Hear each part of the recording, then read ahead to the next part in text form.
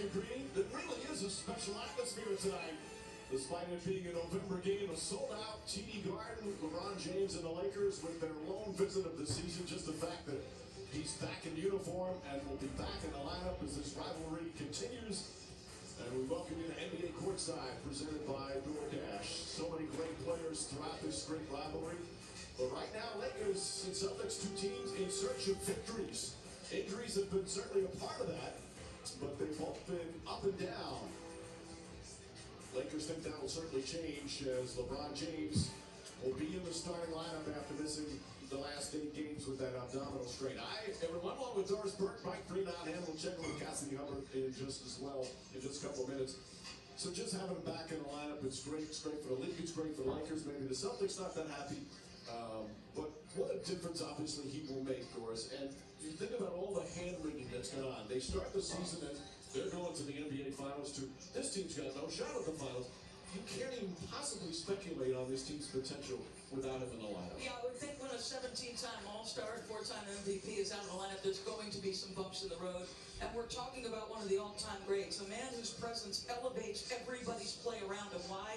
Because of the gravity, because of the attention he draws, and because we are talking about one of the greatest passers in the history of the game. His return is one of many that they need. They still don't have a reason. There's other pieces and parts missing.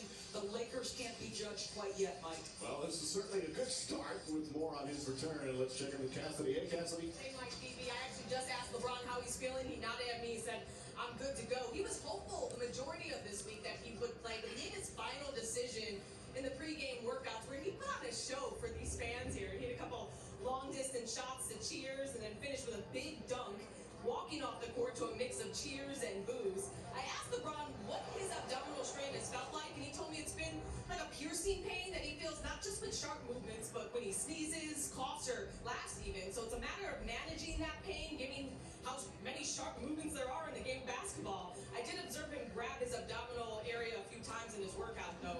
But this is a fitting game for his return, as he told me he loves playing here in Boston, and it shows as he averages over 28 points a game versus the Celtics, the second most points in his career against a single opponent. And this will be his first game back at TD Garden since January, guys. Well, they're 4-2 in the 6 games he's played, 4-6 in the 10 games he has not. Meanwhile, the Celtics main star, Jason Tatum, he's played in every game, and once again showing why he's one of the best players in the game. But he's been a little less efficient this year than he's been in the past. He is, Mike. In fact, he said, I've never missed this many shots in my career. And this is our greatest delivery, brought to you by DoorDash. But let's remember, he's 23 years old and already a 2-time All-Star, and with an offensive package that is very difficult to deal with. Look at the strides taken once he decides to pick up that dribble.